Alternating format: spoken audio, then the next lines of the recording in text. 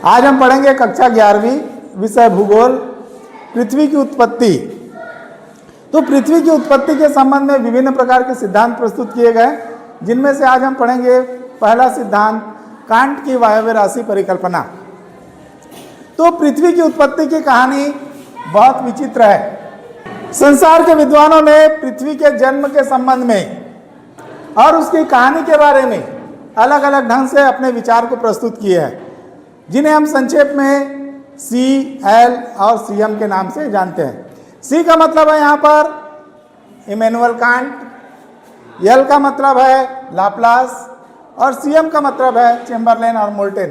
तो इन्होंने प्रमुख रूप से पृथ्वी की उत्पत्ति के संबंध में अपनी विचारधाराओं को प्रस्तुत किया था। 1755 में जर्मनी के दार्शनिक, जिनका नाम था इमैनुअल कांट, इन्होंने पृथ्वी की उत्पत्ति के संबंध में सबसे पहला और लोकप्रिय सिद्धांत प्रस्तुत किया, जिसे हम कांट की वायव्य राशि परिकल्पना के नाम से जानते हैं।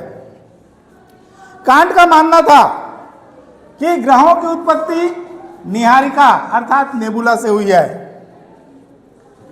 नेबुला का पर्यायवाची शब्द होता है निहारिका। ये जो निहारिका है, ये दो चीजों से मिलकर बनती है। पहला, पदार्थों का बादल, जिसके अंतर्गत हम इसे धूल का कण कहते हैं, और दूसरा जो है गैसें। इसमें प्रमुख कौन कौन सी गैसें थी? तो इसमें पहला हाइड्रोजन और दूसरा हीलियम गैस था। हमारा जो सिद्धांत है वायव्य राशि परिकल्पना, तो इसमें वायव्य राशि का मतलब है वायु, और ये वायु जो थी उस समय कैसे थी? शीतल थी, कठोर थी, गतिहीन पदार्थ से बनी हुई थी। कांट के वायव्य राशि परिकल्पना की मान्यताएं, तो कांट ने अपने इस वायव्य राशि का जो सिद्धांत है उसको प्रस्तुत करने के लिए किन किन बातों को अपने सिद्धांत में लागू किया। कांट के वायव्य राशि परिकल्पना की पहली मान्यता कौन सी थी? कांट की वायव्य राशि परिकल्पना न्यूटन के गुरुत्वाकर्षण के सिद्धांत पर आधारित थी। ठीक है। अब ये गुरुत्वाकर्षण का सिद्धांत किस प्रकार से कार्य करता है? तो गुरुत्वाकर्षण ब्रह्मांड के स्तर पर कार्य करता है। उदाहरण दिया गया है सूर्य के चारों ओर ग्रहों का घूमना। और दूसरा कौन सा उदाहरण दिया गया? पृथ्वी पर किसी वस्तु का गिरना। उदाहरण के लिए आम पक करके पृथ्वी पर गिरता है। हम किसी भी वस्तु को ऊपर फेंकते हैं तो वो नीचे की ओर गिरती है। यहाँ पर कौन सा बल कार्य करता है? गुरुत्वाकर्षण। कांट ने अपनी दूसरी मान्यता के अंतर्गत बताया कि सर्वप्रथम प्राचीन काल में ब्रह्मांड में देव निर्मित आद्य पदार्थ बिखरे हुए थे। देव निर्मित, इसका मतलब यह है कि जिसका निर्माण किसने किया? भगवान ने किया। और ये वस्तु एक ऐसी थी, प्राकृतिक थी, अपनी मूल अवस्था में थी। और ये पदार्थ कैसे थे? आद्य पदार्थ थे। आद्य का मतलब होता है आदिम अवस्था में थे, मूल अवस्था में थे और कठोर थे, और ये बिखरे हुए थे।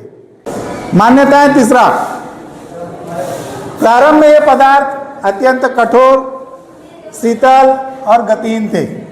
चौथा, आपसी आकर्षण के कारण कण जो एक दूसरे से टकराने लगे, जिससे घर्षण हुआ। घर्षण से ताप उत्पन्न हुआ। ताप उत्पन्न होने से भ्रमण गति का जन्म हुआ। मान्यता 5, भ्रमण गति और ताप के कारण सभी पदार्थ एक गुच्छे या राशि में बदल गए, जिसे कांट ने वायव्य राशि का नाम दिया। छठवां, वायव्य राशि एक गतिशील निहारिका में परिवर्तित हो गई और ताप के साथ साथ आकार में वृद्धि हो गई। सातवां, निहारिका इतनी तेज गति से घूमने लगी कि केंद्रापसारी बल अर्थात अपकेंद्री बल के कारण निहारिका के मध्य भाग में एक उभार हो गया। केंद्रापसारी बल वह बल है जो किसी पदार्थ को केंद्र से बाहर की ओर धकेलता है, जिसके कारण पदार्थ का एक छल्ला उससे निकलकर अलग हो गया। आठवां, कांट के अनुसार यही प्रक्रिया 9 बार हुई और निकलने वाले पदार्थ ठोस हो गए, और जो शेष भाग बचा वो सूर्य बना। कांट के अनुसार इस प्रकार संपूर्ण सौरमंडल का उत्पत्ति हुआ।